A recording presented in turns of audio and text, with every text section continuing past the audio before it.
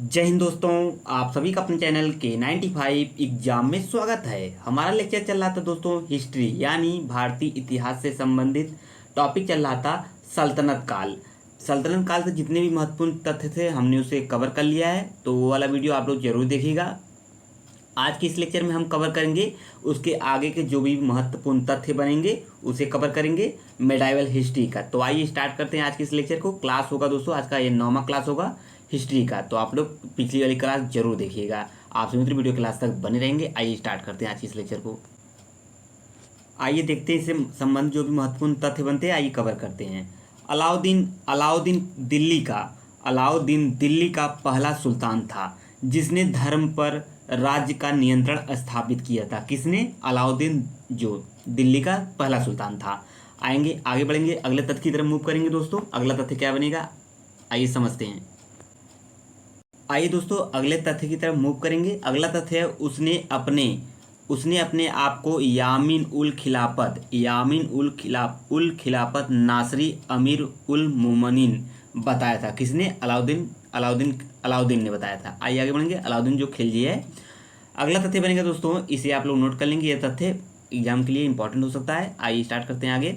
अलाउद्दीन खिलजी ने सिकंदर ये सानी यानी कि द्वितीय सिकंदर किसे कहा जाता है, ये तथ्य अति महत्वपूर्ण होगा। इसे आप लोग अपने शॉर्ट नोट्स में मेंशन कर लीजिए, जैसा कि हर लेक्चर में मेरे द्वारा बताया जाता है। जो महत्वपूर्ण तथ्य होंगे उसे मेरे द्वारा स्टार कराए जा रहे हैं, ताकि आप लोग उसका शॉर्ट नोट्स अलग से मेंशन कर लें, ताकि एग्जाम टाइम आपका बेहतर रिवीजन हो सके। इस तथ्य को आप लोग बिल्कुल नोट कर लेंगे।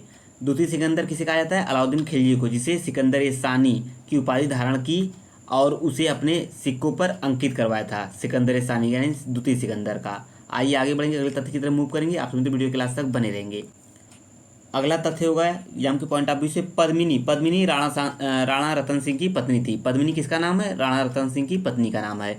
पद्मिनी की कहानी का आधार दोस्तों 1540 ईस्वी में मलिक मोहम्मद जायसी द्वारा लिखित काव्य पुस्तक पद्मावत में अंकित है। ये तथ्य महत्वपूर्ण है।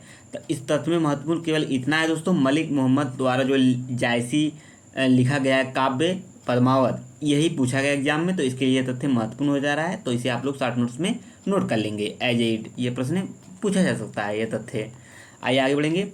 अलाउद्दीन के आक्रमण के समय, जो अलाउद्दीन का आक्रमण हुआ था, देवगिरी का शासक उस समय कौन था? तो रामचंद्र देव था। ये भी तथ्य महत्वपूर्ण है। एंड अगला है मलिक काफूर को अलाउद्दीन ने अपनी गुजरात विजय के दौरान प्राप्त किया था। मलिक काफूर को कहाँ से प्राप्त किया था? तो अलाउद्दीन ने उसे गुजरात जब विजय किया था गुजरात का, तो उसी दौरान उन्हें उसे प्राप्त किया था मलिक काफूर को। मलिक काफूर से संबंधित कुछ महत्वपूर्ण तथ्य बनते हैं, आइए देखते हैं उनसे क्या है। मलिक काफूर को दोस्तों 1000 दिनारी के नाम से जाना जाता है। 1000 दिनारी किसे कहा जाता है दोस्तों? हर एग्जाम में पूछा गया प्रश्न है। इस प्रकार के जो तथ्य होते हैं बेहद ही महत्वपूर्ण होते हैं UP triple S CIPET exam के पॉइंट ऑफ व्यू से, तो बिल्कुल मिस नहीं करेंगे आप सभी मित्र। वीडियो के लास्ट तक बने रहेंगे, इन तथ्यों को बिल्कुल मिस ना करें। आइए आगे बढ़ेंगे। अगला तथ्य होगा दोस्तों, ये आपके सामने, अलाउद्दीन पहला सुल्तान था जिसने भूमि की पैमाइश कराकर लगान वसूल करना आरंभ किया था। महत्वपूर्ण प्रश्न है दोस्तों एग्जाम के पॉइंट ऑफ व्यू से। एग्जाम आपका कोई भी हो दोस्तों, UP triple S CIPET exam हो या दोस्तों अपकमिंग एग्जाम हो या अन्य कॉम्पिटिटिव एग्जाम हो, तो बिल्कुल सभी एग्जाम के पॉइंट ऑफ व्यू से महत्वपूर्ण है। सभी मित्र इसे आसानी से देख सकते हैं और नोट्स बना सकते हैं। जो मेरे द्वारा तथ्य पर स्टार कराए जा रहे हैं वो तथ्य अति महत्वपूर्ण हो जा रहा है, तो उसे अलग से आप लोग शॉर्ट नोट्स में मेंशन कर लेंगे, ताकि एग्जाम टाइम आपका बेहतर रिवीजन हो सके। जो मित्र नए चैनल पर, एक बार चैनल को जरूर विजिट करेंगे। वीडियो अच्छा लगे तो चैनल को जरूर सब्सक्राइब कर लेंगे K95 एग्जाम को दोस्तों, एंड बेल आइकन को अवश्य ऑन कर देंगे, ताकि नई नई वीडियो का नोटिफिकेशन आपके पास पहुंचता रहे। आज की वीडियो को लाइक शेयर जरूर कर दीजिए, ताकि सभी मित्र चैनल के माध्यम से जुड़ सके एंड कॉम्पिटिटिव एग्जाम की तैयारी कर सकें। और दोस्तों ज़्यादा से ज़्यादा वीडियो को लाइक करें। अलाउद्दीन ने एक पृथक विभाग बनाया था जिसका नाम था दीवाने मुस्तकराज। ये किससे संबंधित है दोस्तों? इसको अभी हम लोग आगे देखेंगे।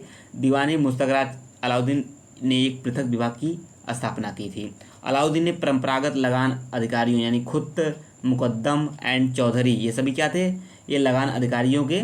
अलाउद्दीन ने परंपरागत लगान अधिकारियों से लगान वसूल करने का अधिकार छीन लिया था, जो खुद, मुकद्दम एवं चौधरी से संबंधित थे दोस्तों। अलाउद्दीन, आइए आगे बढ़ेंगे।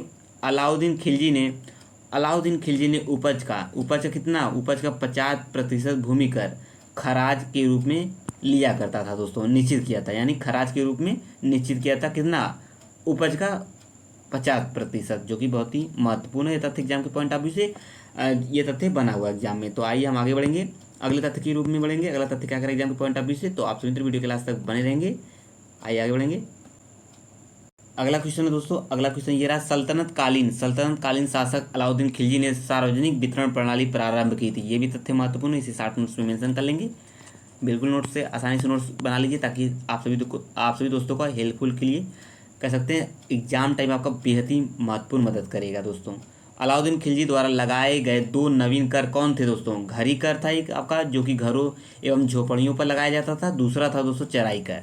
चराई कर किससे संबंधित था? दुधारू पशुओं पर लगाया जाता था। दोनों कर बेहद ही महत्वपूर्ण है और इस तरीके के एग्जाम में प्रश्न बना हुआ है। मतलब क्या पूछा जा सकता है क्वेश्चन, अलाउद्दीन खिलजी द्वारा लगाए गए 2 कर कौन थे नवीन कर? तो घरी कर एंड चराई कर, दोनों से किससे संबंधित है? जो घरी कर है दोस्तों, ये घरों एवं झोपड़ियों पर लगाया जाता था कर के रूप में, एंड चराई कर था दुधारू पशुओं पर लगाया जाने वाला कर। एंड अलाउद्दीन के सेनापतियों में गयासुद्दीन तुगलक, कौन? गयासुद्दीन तुगलक या गाजी मलिक, इसे ही गाजी मलिक की उपाधि धारण की थी। गयासुद्दीन तुगलक को गाजी मलिक के नाम से भी जाना जाता है। एंड तुगलक वंश का प्रथम शासक हुआ था कौन? आपका गयासुद्दीन तुगलक, जिसे हम गाजी मलिक के नाम से भी जानते हैं। यह तथ्य नहीं महत्वपूर्ण है, इसे भी आप लोग शॉर्ट नोट्स में मेंशन कर लेंगे। आएंगे हम लोग अगले तथ्य की तरफ, आप सभी तो वीडियो के लास्ट तक बने रहेंगे। अगला तथ्य बनेगा दोस्तों, अगला तथ्य क्या है? दिल्ली सल्तनत के सभी सुल्तानों में मोहम्मद बिन तुगलक इसका शासनकाल दोस्तों 1325 से 1351 सर्वाधिक विद्वान एवं शिक्षित शासक था। तो सभी दोस्तों पता होगा, मोहम्मद बिन तुगलक जो सबसे पढ़ा लिखा अपने शासनकाल में सबसे पढ़ा लिखा सुल्तान था। कौन? आपका मोहम्मद बिन तुगलक, दिल्ली सल्तनत का। ठीक है, आइए आगे बढ़ेंगे। मोहम्मद बिन तुगलक ने कृषि की उन्नति के लिए एक नए विभाग, यानी कि विभाग का नाम क्या है दोस्तों? दीवान ए अमीर ए कोही की स्थापना की थी। दोस्तों ये क्या है? कृषि से संबंधित है और नया विभाग है। किसके द्वारा लागू किया गया था? मोहम्मद बिन तुगलक के द्वारा। तो इसे स्टार कर लेंगे प्रश्न में बार बार, ये प्रश्न अति महत्वपूर्ण है, हर एग्जाम में प्रश्न बना हुआ है। इब्न बतूता 1333 से 1347 मोरक्को का ये मूल निवासी था, या कह सकते हैं मोरक्को मूल का अफ्रीकी यात्री था। कौन? आपका इब्न बतूता। इसका ये कब आया था दोस्तों? 1333 से लेकर 1347 के बीच में भारत की यात्रा की थी। रेहला इनकी प्रसिद्ध पुस्तक है, किसकी? इब्न बतूता की। दोनों तथ्य अति महत्वपूर्ण है, इसे नोट कर लेंगे। ये सन स्टार करके रखिएगा 1333 वाला। ठीक है, ये तथ्य अति महत्वपूर्ण पूछा गया है। आइए हम आगे बढ़ेंगे, अगले तथ्य की तरफ मूव करेंगे दोस्तों। अगला तथ्य बनेगा, यह मोहम्मद बिन तुगलक के कार्यकाल में कौन? आपका मोहम्मद बिन तुगलक के कार्यकाल में भारत आया था। कौन? आपका इब्न बतूता। 1325 से लेकर 1351 के बीच में। एंड मोहम्मद बिन तुगलक, ये तथ्य महत्वपूर्ण है, किसी का शासनकाल में पूछा गया है। आया था इब्न बतूता, तो मोहम्मद बिन तुगलक के शासनकाल में। एंड मोहम्मद बिन तुगलक के निधन पर बदायूनी ने लिखा है, क्या लिखा है? सुल्तान को उसकी प्रजा से और उसकी प्रजा को अपनी सुल्तान से मुक्ति मिल गई। यह तथ्य कथन प्रचलित है। किसने लिखा है? बदायूनी ने लिखा है। तो इसे आप लोग जरूर जानेंगे। ठीक है दोस्तों, आइए आगे बढ़ेंगे। इस तथ्य को अवश्य आप लोग समझते रहेंगे, क्योंकि तथ्य पूछा जा सकता है इस तरीके का। ठीक है, तो इसे भी आप लोग शॉर्ट नोट्स में मेंशन कर लेंगे। फिरोज शाह तुगलक ने एक विभाग, यानी दीवान खैरात, किसने? फिरोज शाह तुगलक ने दीवान खैरात नामक एक नए विभाग की स्थापना की थी, जो गरीब मुसलमानों, अनाथ स्त्रियों एवं विधवाओं से संबंधित था। आइए एक बार देख लेते हैं इसे किससे संबंधित है दोस्तों। किससे संबंधित है? ये संबंधित दोस्तों गरीब मुसलमानों, अनाथ स्त्रियों एवं विधवाओं को आर्थिक सहायता देता था और निर्धन मुसलमान लड़कियों के विवाह की व्यवस्था करता था। क्या? दीवान खैरात। कौन स्थापित किया था? फिरोज शाह तुगलक ने। और कृषि विभाग की स्थापना किसने की थी? मोहम्मद बिन तुगलक ने। ठीक है, किसने? मोहम्मद बिन तुगलक ने। इस चीज़ को जरूर समझते हुए चलेंगे और शॉर्ट नोट्स में मेंशन कर लेंगे, जो भी मेरे द्वारा स्टार कराए जा रहे हैं तथ्यों पर। आइए आगे बढ़ेंगे, अगले तथ्य की तरफ मूव करेंगे दोस्तों। अगला तथ्य बनेगा दोस्तों, ये रहा आपके सामने, सल्तनत काल में सर्वप्रथम फिरोज शाह तुगलक ने ही लोक निर्माण विभाग की स्थापना की थी। अति महत्वपूर्ण तथ्य होगा, एज ए नोट कर लीजिए, एग्जाम के पॉइंट ऑफ व्यू से महत्वपूर्ण होगा। यूपी ट्रिपल पेट एग्जाम के पॉइंट ऑफ व्यू से देखिए दोस्तों, यूपी ट्रिपल पेट एग्जाम के सिलेबस के अकॉर्डिंग दोस्तों सभी लेक्चर वाइज चल रहे हैं। सभी सब्जेक्ट, आपका हिस्ट्री हुआ, पॉलिटी हुआ, एंड आपका ज्योग्राफी हुआ, वर्ल्ड ज्योग्राफी हुआ, और 7 से स्टार्ट होने वाला है दोस्तों, वर्ल्ड ज्योग्राफी स्टार्ट होने वाला है। तो बिल्कुल चैनल पर बने रहेंगे। और प्रश्नों की जो श्रृंखला है दोस्तों, सभी सब्जेक्ट वाइज स्टार्ट कर दी गई है। आप लोग जरूर जाइए देखिए और कमेंट बॉक्स में बताएंगे सीरीज कैसी चल रही है दोस्तों। ठीक है, आज की इस लेक्चर को ज़्यादा से ज़्यादा अपने मित्रों ग्रुप में शेयर कर दें और लाइक तो बिल्कुल करते रहेंगे दोस्तों। सिंचाई की सुविधा के लिए फिरोज फिरोज तुगलक ने 5 बड़ी नहरों का निर्माण कराया था। किसने? फिरोज शाह तुगलक ने। तथा 1200 नए फलों के बाग को लगवाया था। किसने? फिरोज शाह तुगलक ने। ये भी तथ्य महत्वपूर्ण है, इसे भी आप लोग नोट कर लेंगे। फिरोज तुगलक कौन दोस्तों? फिरोज तुगलक उलेमा वर्ग की स्वीकृति के पश्चात हक के सर्ब, क्या दोस्तों? हक के सर्ब नामक सिंचाई कर लगाने वाला दिल्ली का प्रथम सुल्तान, दिल्ली का प्रथम सुल्तान था। प्रथम की बात आ गई तो ऑलरेडी इंपॉर्टेंट एग्जाम के पॉइंट ऑफ व्यू से। आइए आगे बढ़ेंगे। तो ये तथ्य को आप लोग जरूर समझते हुए चलेंगे क्योंकि तथ्य पूछा गया। हक के सर्व किससे संबंधित है? सिंचाई का कर वाले सिंचाई के कर से संबंधित है। तो जो किसने लगवाया था? फिरोज शाह तुगलक ने। आइए हम आगे बढ़ेंगे, अगले तथ्य की तरफ मूव करेंगे दोस्तों। अगला तथ्य क्या होगा, आइए समझते हैं। अगला तथ्य बनेगा दोस्तों आपके सामने है, फिरोज तुगलक द्वारा ब्राह्मणों पर भी जजिया कर लगवाया गया था। कौन? किसके द्वारा? फिरोज शाह तुगलक द्वारा ब्राह्मणों पर भी जजिया कर लगाया गया था। कौन शासक था? फिरोज शाह तुगलक। यह तथ्य अति महत्वपूर्ण होगा। फिरोज शाह तुगलक द्वारा अशोक के 2 स्तंभों को मेरठ एवं टोपरा, अब अम्बाला जिले में स्थित है। टोपरा आपका अब अम्बाला जिले में स्थित है, दिल्ली लाया था। कौन? फिरोज शाह तुगलक अशोक के 2 स्तंभों को, मेरठ वाला एंड टोपरा वाला, जो अम्बाला में इस समय है प्रेजेंट में, दिल्ली लाया था। एंड इसे भी आप लोग स्टार कर लेंगे। तथ्य महत्वपूर्ण जो मेरे द्वारा तथ्यों को दोस्तों स्टार कराए चले जा रहे हैं तो बिल्कुल आप लोग इसे शॉर्ट नोट्स में मेंशन कर लेंगे। वही आप लोग केवल एग्जाम में तैयार करके चले जाएंगे दोस्तों। आपका बेहद ही महत्वपूर्ण नंबर आएगा, अच्छे तरीके से नंबर उठ जाएगा। तो केवल आप लोग इतना ही फॉलो कर लेंगे। और सब्जेक्ट वाइज जो प्रश्नों की श्रृंखला चल रही दोस्तों क्वेश्चन वाइज, तो उसे भी आप लोग जरूर देखिएगा। ठीक है, आइए आगे बढ़ेंगे। राज्य के खर्च पर हज व्यवस्था करने वाला पहला भारतीय शासक कौन था? फिरोज शाह तुगलक ही था दोस्तों, हज की व्यवस्था करने वाला। तो बिल्कुल इसे स्टार्ट कर लेंगे। और फिरोज शाह तुगलक ने दारुल सफा नामक एक खैराती अस्पताल की स्थापना की थी।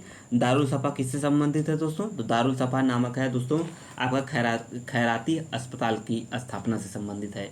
आएंगे आगे बढ़ेंगे। किससे संबंधित है? अस्पताल की स्थापना से है। स्थापना भी की थी उसने। कुशल हकीम रखे थे उसमें उस समय दोस्तों दारुल सफा में। नासुद्दीन महमूद के शासनकाल में मध्य एशिया के महान मंगोल सेना नायक तैमूर ने भारत पर आक्रमण किया था। किसके शासनकाल में दोस्तों? नासरुद्दीन महमूद के शासनकाल में। तथ्य बन सकता है एग्जाम में, स्टार्ट कर लेंगे। 1398 ईस्वी में। खिलजी वंश की संस्थापक कौन था दोस्तों? खिलजी वंश का संस्थापक था जलालुद्दीन फिरोज खिलजी। कौन था? इस तरीके से भी कभी कभी प्रश्न बनते हैं दोस्तों। ये सल्तनत काल का दूसरा टॉपिक है इस तरीके से देखा जाए। और इंडियन हिस्ट्री दोस्तों थी वो कंप्लीट हो गई है। उसके आगे का दोस्तों मिडाइवल हिस्ट्री स्टार्ट होता है, वो भी आप लोग का लेक्चर चल रहा है, दूसरा लेक्चर है। इसी प्रकार दोस्तों आपका मॉडर्न इतिहास भी चलेगा। तो बिल्कुल आप लोग निश्चित होकर तैयारी करते रहिए। K95 एग्जाम पर बने रहेंगे और इस तरीके के वीडियो पाने के लिए चैनल को जरूर सब्सक्राइब कर लेंगे। K95 एग्जाम को दोस्तों कमेंट करके जरूर बताएंगे लेक्चर कैसा रहा। आइए आगे बढ़ेंगे, अगले तथ्य की तरफ मूव करेंगे। तुगलक वंश का संस्थापक दोस्तों कौन था? तो गयासुद्दीन तुगलक था। तुगलक वंश का संस्थापक गयासुद्दीन तुगलक एंड खिलजी वंश का संस्थापक जलालुद्दीन फिरोज खिलजी। सैयद वंश की स्थापना किसने की थी? खिज्र खान ने सैयद वंश की स्थापना की थी। सभी हम वंशों को देख लेते हैं। लोधी वंश के संस्थापक कौन थे? बहलोल लोधी। लोधी वंश का संस्थापक बहलोल लोधी। आगरा की स्थापना किसने की थी? सिकंदर लोधी ने किया था। सभी दोस्तों पता होगा ये तथ्य, ये सभी महत्वपूर्ण है। तो बिल्कुल आप लोग इस तथ्य को यानी फैक्ट को नोट कर लेंगे एग्जाम में अपने शॉर्ट नोट्स में। आगरा 1518 ईस्वी में महाराणा सांगा और इब्राहिम लोधी के मध्य खतौली का युद्ध हुआ था। खतौली का युद्ध कब लड़ा गया था दोस्तों? 1518 में। यह तथ्य इंपॉर्टेंट है, इसे आप लोग नोट कर लेंगे अपने शॉर्ट नोट्स में। इस युद्ध में इब्राहिम लोधी पराजित हो गया था। कौन हुआ था? इब्राहिम लोधी पराजित हुआ था। आइए आगे बढ़ेंगे। खतौली का युद्ध कब लड़ा गया था? 1518 में। किसके भी आप लोग नोट कर लेंगे। अगला तथ्य बनेगा नाप का पैमाना गज सिकंदरी सिकंदर लोधी के समय में आरंभ हुआ था। तो इसे स्टार कर लेंगे, तथ्य महत्वपूर्ण है। सिकंदर लोधी के समय में गायन विद्या के एक श्रेष्ठ ग्रंथ लज्जत सिकंदर शाही की रचना हुई थी। किसके शासनकाल में? सिकंदर लोधी के शासनकाल में। सिकंदर लोधी शहनाई सुनने का बहुत ही शौकीन था। ये भी तथ्य कभी कभी इस तरीके के भी तथ्य बन जाते हैं। ठीक है, तो इस तथ्यों से आप लोग बिल्कुल समझते हुए चलेंगे।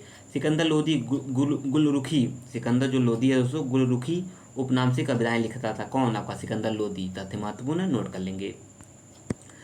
जिस प्रकार से प्रश्न बने हुए हैं दोस्तों अब तक यूपी पहले पेट एग्जाम 2000 इससे पहले वाले जो अभी तक परीक्षाएं हुई हैं दोस्तों उसी के तर्ज पे सब्जेक्ट वाइज दोस्तों सभी चीज़ों को कंप्लीट कराया जा रहा है K95 एग्जाम के माध्यम से, और उस पर महत्वपूर्ण प्रश्नों को भी सॉल्व करवाए जा रहे हैं।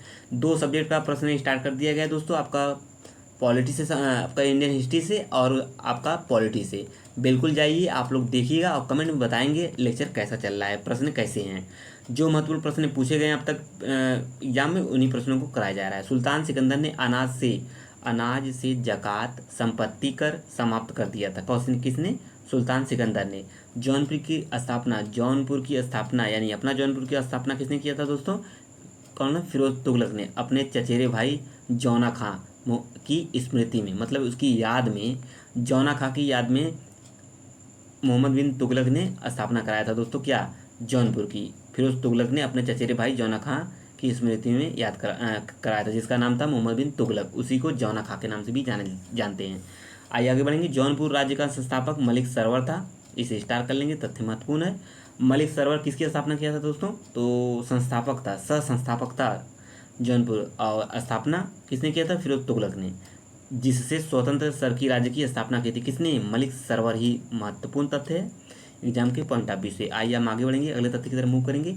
सरकी शासकों में लगभग 85 वर्षों तक जौनपुर की स्वतंत्रता को स्थापित रखा था, किंतु 1479 ईस्वी में बहलोल लोदी ने इसके अंतिम शासक हुसैन शाह सरकी को पराजित कर जौनपुर को पुनः दिल्ली सल्तनत का अंग बना लिया। किसने? हुसैन शाह सरकी। किसने? बहलोल लोदी ने। तथ्य महत्वपूर्ण है, इसे भी आप लोग नोट कर लेंगे। इब्राहिम शाह सरकी 1402 से 1440 तक शासन था। जौनपुर की सरकी वंश का सबसे महान शासक था। जौनपुर का सबसे महान शासक कौन था दोस्तों? या कह सकते हैं सरकी वंश का शासक, तो इब्राहिम शाह सरकी 1402 से 1440 तक था। महत्वपूर्ण तथ्य स्टार कर लेंगे। अगला तथ्य बनेगा एग्जाम के पॉइंट ऑफ व्यू से दोस्तों, ये आपके सामने। इब्राहिम शाह सरकी ने विद्वानों को प्रश्रय दिया और उसके समय में जौनपुर की संस्कृति ख्याति चारों तरफ फैल गई उसके समय में, और जौनपुर भारत का सिराज नाम से विख्यात हो गया। जौनपुर का सिराज, सिराज हिंद जिसे हम कहते हैं दोस्तों। इस तरीके के तथ्य पूछे जाते हैं कभी कभी दोस्तों। इस तरीके एग्जाम में तो बनते ही बनते हैं, कभी कभी दोस्तों नॉर्मल एक दूसरे से बातचीत करते वक्त भी लोग पूछ लेते हैं कि सिराज हिंद से क्या संबंधित है। तो इब्राहिम शाह सरकी दोस्तों उस समय का शासक था, जो सबसे प्रतापी शासक था। इब्राहिम शाह सरकी ने विद्वानों को उसमें प्रश्रय यानी आश्रय दिया था। उसके समय में ही जौनपुर की संस्कृति जो ख्याति थी चारों तरफ फैल गई थी, और उसी के कारण दोस्तों जौनपुर भारत को सिराज कहा जाने लगा, यानी उस नाम से प्रसिद्ध यानी विख्यात हो गया। ये तथ्य आप लोग नोट कर लेंगे, सभी चीज़ों में आपको काम आएगा। 1420 ईस्वी में अली शाह का भाई शाही खां जैन उल आबदीन के नाम से कश्मीर के सिंहासन पर बैठा था। इसको भी आप लोग जानते रहेंगे। इसका शासनकाल था दोस्तों 1420 से 1470 तक था। आइए हम आगे बढ़ेंगे, अगले तथ्य की तरफ मूव करेंगे दोस्तों। ये आपका अगला तथ्य बनेगा क्या? अगला तथ्य दोस्तों, इनका शासनकाल 1420 से इतना, एंड उसकी धार्मिक उदारता के कारण उसकी तुलना मुगल बादशाह अकबर से की जाती है। उसे कश्मीर का अकबर किसे कहा जाता था? अभी जो हमने ऊपर फैक्ट देखा है, इसे एज ए नोट कर लेंगे, एग्जाम में प्रश्न बन सकता है। वुलर झील में जौना लंका, जिसे हम जौनुक लेक द्वीप नामक द्वीप का निर्माण जैन उल आबदीन ने ही करवाया था, जिसे किसका? वुलर झील का। ठीक है, तथ्य महत्वपूर्ण है, शार्ट नोट्स में अपने मेंशन कर लेंगे ताकि एग्जाम टाइम आपका बेहतर रिवीजन हो सके दोस्तों। एक बार पुनः आप लोग जरूर बताएंगे दोस्तों कि लेक्चर कैसा रहा, कमेंट में जरूर करेंगे कमेंट। आइए आगे बढ़ेंगे, अगला तथ्य देखेंगे। बहमनी राज्य से स्वतंत्र हुए जो राज्य थे कौन कौन से थे? एक तरफ राज्य होगा, दूसरी तरफ संस्थापक एंड राजवंश। बरार का संस्थापक कौन है दोस्तों? फतेहुल्ला इमाद शाह, जिसका राजवंश है इमाद शाही वंश। यहाँ से भी कभी कभी प्रश्न बना हुआ है दोस्तों, इससे बिल्कुल आप लोग मिस नहीं करेंगे। बीजापुर का शासक या संस्थापक दोस्तों यूसुफ आदिल शाही वंश। अहमदनगर का मलिक अहमद निजाम शाही वंश, एंड गोलकुंडा का दोस्तों कुली कुतुब शाही वंश, एंड बीदर का है अमीर अली वरीद एंड वरीद शाही वंश। अभी तक दोस्तों गोलकुंडा एंड अहमदनगर ये बार बार पूछे गए, एंड बीजापुर वाला। इन सभी चीज़ों को आप लोग नोट करते चलेंगे, जो कि बेहद ही महत्वपूर्ण है। आइए हम आगे बढ़ेंगे, अगले तथ्य की तरफ मूव करेंगे दोस्तों। अगला तथ्य बनेगा एग्जाम के पॉइंट ऑफ व्यू से, विजयनगर साम्राज्य की स्थापना हरियर एवं बुक्का ने की थी। कब की थी? तथ्य महत्वपूर्ण है, प्रश्न बार बार एग्जाम में पूछा गया है। आप लोग प्रैक्टिस सेट सॉल्व कर रहे होंगे क्वेश्चनों का, तो आप लोग को आसानी से मिलता चला आ रहा होगा। यह प्रश्न 1336 ईस्वी में की थी। विजयनगर साम्राज्य के 4 राजवंशों में संगम वंश यानी 1336 से 1485, सालू वंश था 1485 से 1505, एंड तुलु वंश 1505 से 1570, एवं अराविडु वंश लगभग 300 वर्षों तक शासन किया था। तो इसे आप लोग समझते हुए चलेंगे। कभी कभी यहाँ से उनका शासन वंश पूछ लेता है कि कितने तक शासन वंश था इनका, शासन वर्ष। अगला तथ्य है 1347 ईस्वी में बुक्का की मृत्यु के बाद उसका पुत्र हरिहर द्वितीय 1377 से लेकर 1404 ईस्वी तक सिंहासन पर बैठा था। अगला था उसने महाराजा धीराज की उपाधि धारण की थी। किसने? उसका पुत्र हरिहर द्वितीय ने। ठीक है। कृष्णदेव राय का शासनकाल महत्वपूर्ण तथ्य है ये। कृष्णदेव राय का शासनकाल दोस्तों 1509 से 1529 ईस्वी के विजयनगर में साहित्य का क्लासिकी युग माना जाता है। किसकी शासनकाल का दोस्तों? कृष्णदेव राय के शासनकाल का जो काल था उस समय का, उसे साहित्य का क्लासिकी युग यानी क्लासिकल एज के नाम से जाना जाता है। तथ्य महत्वपूर्ण है। आइए हम आगे बढ़ेंगे। अगला तथ्य बनेगा दोस्तों एग्जाम के पॉइंट ऑफ व्यू से उसके दरबार को तेलुगु के 8 महान विद्वान एवं कवि, जिन्हें हम अष्टदिग्गज कहा जाता है। अष्टदिग्गज किस शासनकाल से संबंधित है दोस्तों? तो आपका आंसर होगा कृष्णदेव राय के शासनकाल से सुशोभित करते थे। तथ्य बार बार पूछा गया दोस्तों, इसमें कन्फ्यूज होने की आवश्यकता नहीं है। ठीक है। कृष्णदेव राय के शासनकाल को तेलुगु साहित्य का स्वर्ण युग कहा जाता है। किसके शासनकाल को दोस्तों? कृष्णदेव राय के। स्टार कर लेंगे। तथ्य महत्वपूर्ण है। उनकी प्रमुख रचना कौन थी दोस्तों? अमुक्तमाल्यद थी, जो तेलुगु भाषा में 5 महाकाव्यों में से एक थी। तो इसे स्टार कर लेंगे। 5 महाकाव्यों में से एक थी। आइए हम आगे बढ़ेंगे। अगला तथ्य क्या होगा? कृष्णदेव राय ने नागलपुर नामक नगर की स्थापना की। उसके समय में पुर्तगाली यात्री कौन आया था? डोमिंगो पायस ने विजयनगर साम्राज्य की यात्रा की थी। किसके शासनकाल में? कृष्णदेव राय के शासनकाल में कौन आया था? Domingo Paes. बेहद ही महत्वपूर्ण तथ्य है। इस तरीके के प्रश्न एग्जाम में बने हुए हैं। आप लोग निश्चिंत होकर तैयारी करते रहेंगे यूपी टीपीएससी पेट एग्जाम के पॉइंट ऑफ व्यू से। सभी सब्जेक्ट दोस्तों टॉपिक वाइज कराए जा रहे हैं और साथ ही साथ महत्वपूर्ण प्रश्नों को भी सॉल्व कराए जाएंगे। जल्दी दोस्तों हम प्रीवियस ईयर क्वेश्चन पेपर के साथ मिलेंगे। किस तरीके के सब्जेक्ट वाइज सॉल्व करेंगे सभी प्रीवियस ईयर क्वेश्चन पेपर को, आप लोग निश्चिंत हो जाइए। सभी चीज़ों को हम लोग सॉल्व करना जल्द ही स्टार्ट करेंगे। बाबर ने अपनी आत्मकथा, जिसका नाम है बाबरनामा, तुर्की भाषा में लिखा गया है। कृष्णदेव राय को भारत का सबसे शक्तिशाली शासक बताया था। किसमें? बाबर ने अपनी आत्मकथा में बताया था। किसमें बताया था दोस्तों? बाबर ने अपनी आत्मकथा बाबरनामा तुर्की भाषा में कृष्णदेव राय को भारत का सबसे शक्तिशाली शासक बताया था। तथ्य महत्वपूर्ण, नोट करते चलेंगे। आज का लास्ट फैक्ट होगा दोस्तों, क्या होगा आइए एक बार पुनः देख लेते हैं। 1565 ईस्वी में तालीकोटा का युद्ध कब लड़ा गया था? 1565 में। यह सन बहुत ही महत्वपूर्ण है, तो बिल्कुल आप लोग एज ए नोट कर लीजिएगा अपने शॉर्ट नोट्स में। प्रसिद्ध युद्ध में बहमनी राज्यों की संयुक्त सेनाओं ने विजयनगर को पराजित किया था। इस संयुक्त सेना में केवल बरार शामिल नहीं था। कौन शामिल नहीं था तालीकोटा के युद्ध में? तो बरार शामिल नहीं था, बल्कि ये सभी शामिल थे। तथ्य बन सकता है एग्जाम के पॉइंट ऑफ व्यू से, बेहद ही महत्वपूर्ण तथ्य है। तो बिल्कुल आप लोग बताएंगे आज का लेक्चर कैसा रहा, कमेंट में जरूर करेंगे। आज का जो 9वीं टॉपिक थी हिस्ट्री की, सल्तनत काल के आगे का जो महत्वपूर्ण तथ्य था कवर कर लिया है हमने। इसके आगे वाले लेक्चर में इसके आगे के तथ्य को हम लोग कवर करेंगे नेक्स्ट लेक्चर में।